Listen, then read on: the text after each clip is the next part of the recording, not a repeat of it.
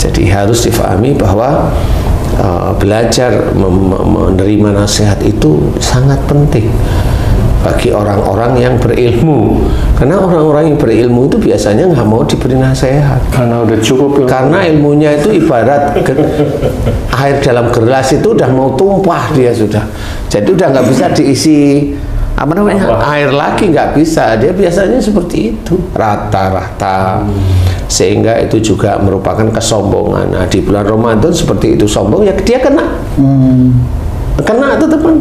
Jadi dia masih punya sifat sombong, dia tidak mau mendengarkan nasihat, kena tetepan di hadapan Allah.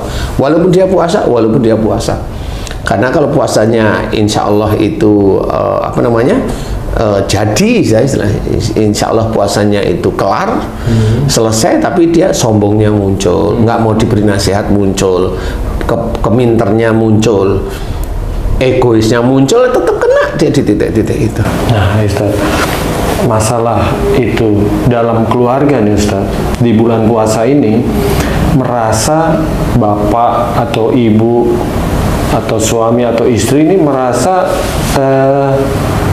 benar sehingga caranya itu salah, misalnya memarahi anaknya supaya berbuat baik, misalnya bangun sahur ataupun apa dengan marah, tapi dia itu beranggapan marahnya itu baik gitu loh. Apakah itu gimana Ustaz? Kan marah itu tetap dosa. Nah, mana ada orang itu beranggapan marah itu baik, itu mana ada. karena tujuannya supaya orang baik gitu loh. Ya nggak bisa, marah itu marah. Tujuan baik itu nggak ada marah sebenarnya. Coba bangun sholat atau bangun sahur. Kan itu tahapnya seperti itu. Masa bangun baik dengan kata-kata yang nggak enak itu kan nggak ada yang bangunin seperti itu. Karena anaknya susah bangunnya. Sebenarnya yang dirunut itu bukan dia tahu anaknya susah bangun kemudian marah, kan bukan itu. Balik lagi ke belakang. Ini anaknya siapa? Ini anak dia, istri atau suami atau anak temuan, kan gitu. Anak asuh orang kan gitu. Nah, siapa anak ini kok punya sifat males bangun? Mamanya saya tanya Aji kan mamanya punya pasangan nih. Anaknya siapa kira-kira yang males-malesan itu? Orang tuanya lah. Iya, yang mana sama mamanya? Iya. Loh kok iya sih? Kalau enggak ibu bapak gitu aja ya. Kalau nggak ibu.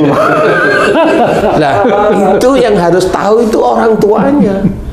Si anak punya nafsu malas, ini orang tuanya sejak awal harusnya paham. Nah, beginilah nafsu inilah yang harus diperangi. Salah satunya di bulan Ramadan.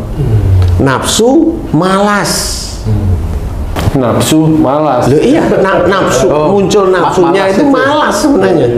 Nafsu tapi yang muncul adalah malas. Itu nafsu. Malas itu nafsu juga ya. Iya benar. Pak Ustadz. Nafsu itu. Pak Ustadz, saya mau tanya begini. Tadi pengendalian itu Pak Ustadz, apakah memang dimulainya di bulan Ramadan ini atau setelah Ramadan tetap harus dikendalikan itu, Pak? Bulan Ramadan itu bulan pengingat sebenarnya.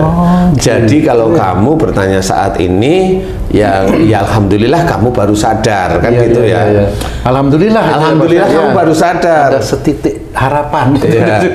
Sebenarnya sejak akhir balik itulah mulai dicatat oleh Allah Ta'ala. Nafsu-nafsu yang tidak baik itu dicatat. Perilaku-perilaku tidak baik itu kan dari nafsu tidak baik. Iya. Tadi AJJ tanya anaknya malas. Kan sejak dulu itu punya sifat-sifat seperti itu. Kalau diurut umpamanya nafsu malasnya dari mana? Umpamanya AJJ ini anaknya yang malas sih.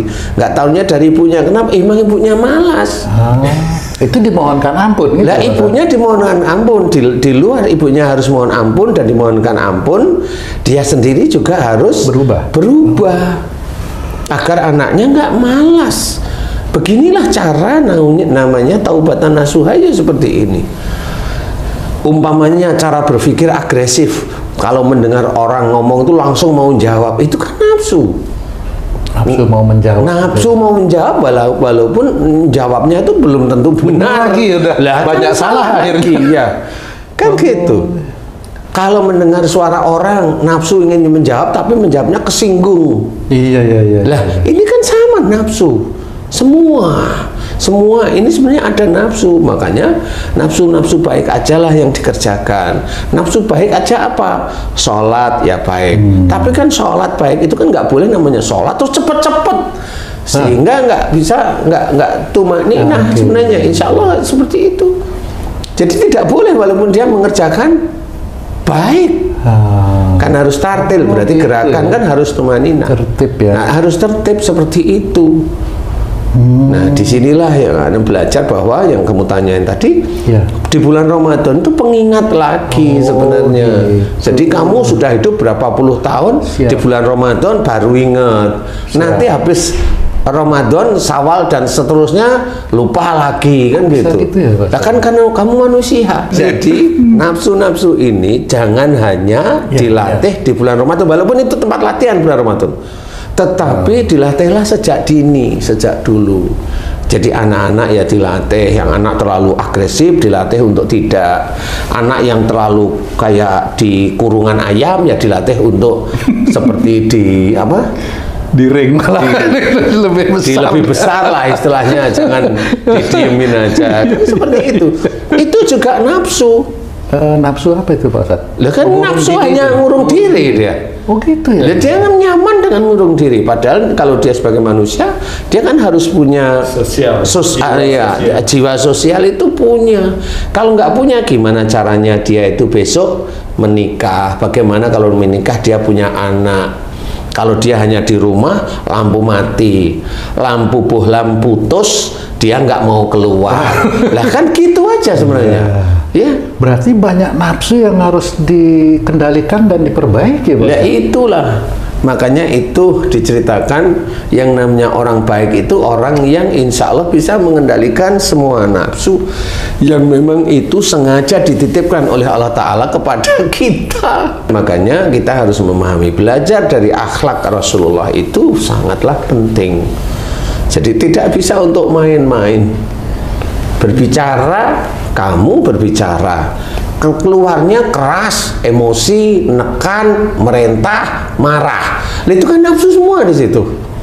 Gimana caranya bicara yang nenangin, yang enakin, yang menyemangati, yang menjadikan sejuk? Bisa nggak ini mulut? Itu balik lagi Ustaz ya, ke latar belakang kenapa sifat itu ada ya?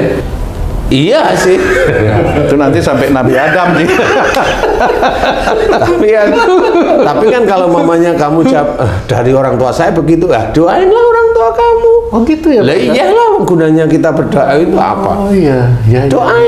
Doain orang tua. Kalau memang orang tuamu seperti doain, tapi jangan lupa untuk kamu sendiri.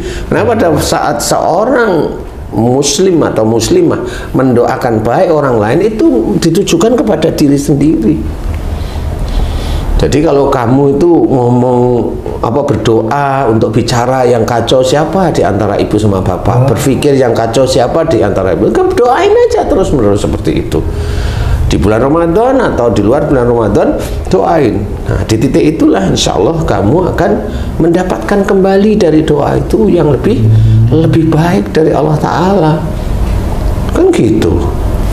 Nah, jadi semua nafsu di bulan Ramadan yang tidak baik, maksudnya ada nafsu tidak baik di bulan Ramadan, itu harus dimulai dikikis. Tapi nggak di bulan Ramadan, itu sejak muda, sejak akhir balik istilahnya, atau bagi orang tua sejak kecil anaknya dididik menjadi baik.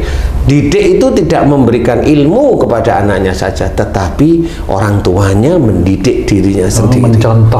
Mencontoh. Banyak teman-teman dakwah itu mencontohkan sholatnya. Boleh. Memberikan ilmu baik boleh, tetapi akhlak-akhlak yang mulia itu tetap harus dicontohkan. Tidak berantem suami istri sehingga anaknya tahu bapak ibunya ini rukun, kan seperti itu. Jadi intinya di bulan Ramadan adalah kita menjaga nafsu-nafsu tidak baik itu, bukan kita jaga, malah belajar untuk dikikis sehingga itu menjadi sesuatu kebaikan setiap saatnya, tidak hanya di bulan Ramadan tapi di bulan-bulan di luar bulan Ramadan. Jadi belajar terus-menerus karena Allah. Jadi kita jaga nafsu ini karena Allah, bukan kita jaga nafsu ini biar dilihat orang lain itu kita bijak, biar dilihat orang lain itu kita pintar, biar dilihat orang lain kita enggak, itu duniawi itu ujub, riya di titik itu, enggak boleh. Jadi benar-benar kita itu memperbaiki diri cuma satu, lillahi ta'ala. Ya insya Allah mudah-mudahan itu bisa menjadi manfaat bagi kita semua. Amin. Wallahu a'lam. Alhamdulillah.